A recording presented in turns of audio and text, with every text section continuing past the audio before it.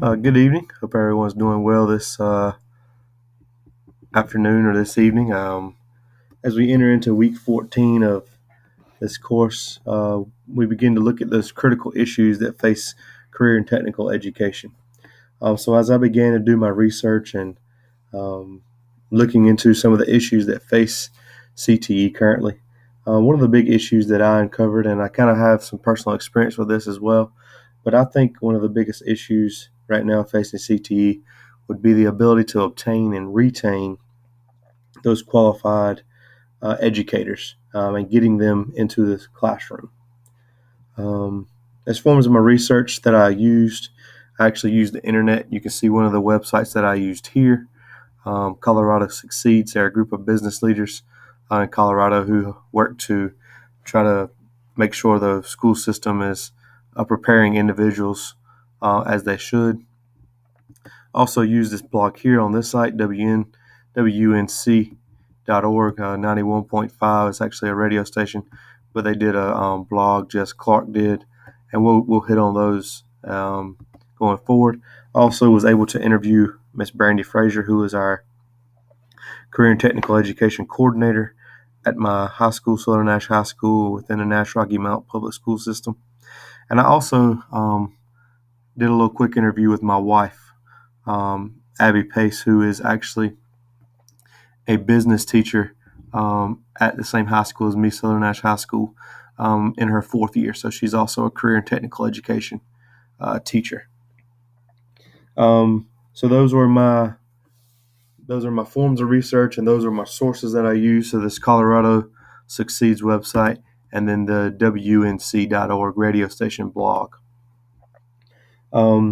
Using my sources, the internet websites, and those that I interviewed, I did find three sources that seem to concur and all agree with me that of one of the obtaining and retaining those qualified individuals and educators and getting them into the classroom was one of the biggest issues facing CTE right now.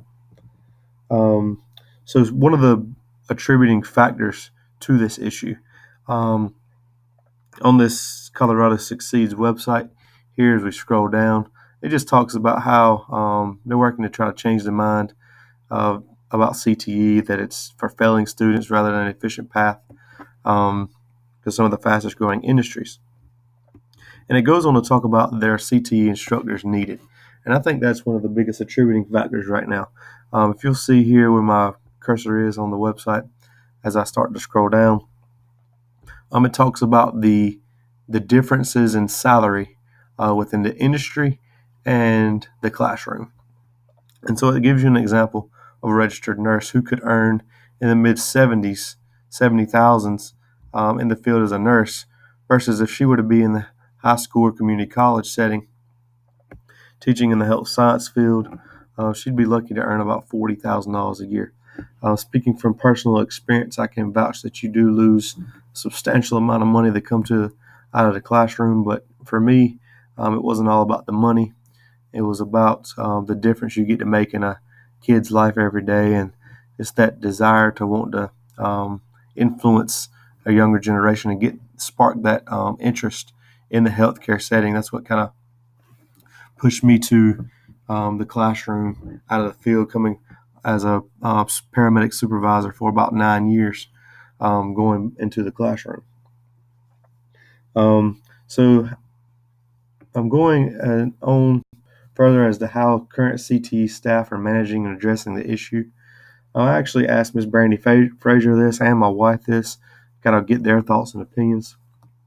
And they both said kind of some of the same things, making sure that you have both a in content and out of content mentor that can kind of guide you and help you with that instructional diversity, as well as classroom management, and just kind of help you with the planning and the prep time that goes into it. And they both said those were kind of right now how CTE staff are managing addressing the issue.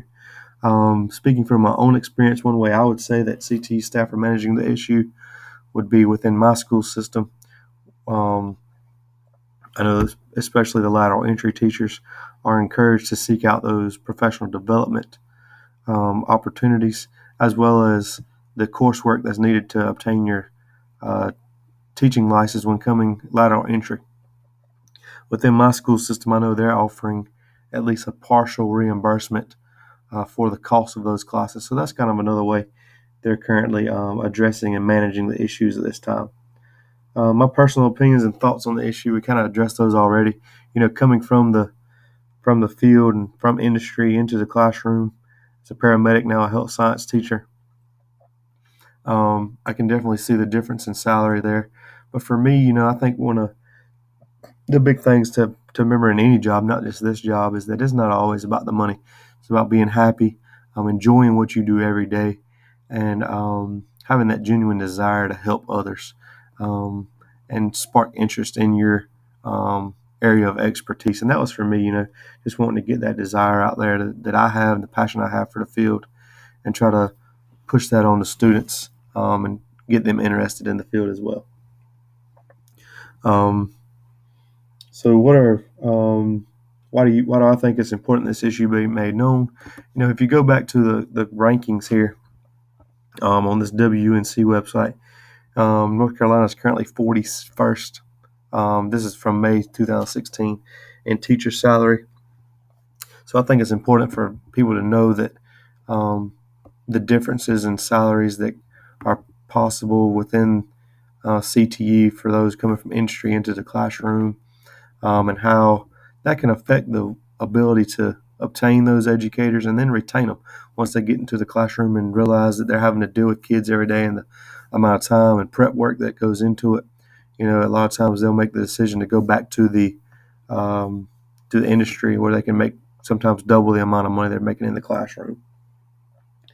Some of the potential steps that can be taken to tackle the issue, we've hit on it. Trying to get current educators to push the desire and encourage others to enter the field, and just try to push across that it's not all about the money, and that we're getting those qualified employees and we're obtaining them, we're retaining them, even though the money may not be as high as you could make in the industry, just as this Colorado Succeeds thing website says, and that we're trying to change the mindset of those people who may think that CTE is not really that important. It's just a place for the lower performing students, the failing students, rather than that that quick way to industry and a potential well-paying career out of high school. And even if they're not doing that, we're also preparing them for the next level. We're getting them college ready and giving them a little background that they can use, with those add-ons to their graduate diploma that they could use to get part-time work, or even have after college that could help them obtain those higher paying careers. So again, just kind of summarize, one of the biggest issues right now facing CTE would be that ability to obtain, retain qualified individuals and educators. And the big reason, in my opinion, is due to the salary differences for those that could be making sometimes double in industry within their area of expertise as they could be in the classroom as an educator. So I hope everybody had a great Thanksgiving, has a great rest of the week, and look forward to hearing what some of your other critical issues were that you found.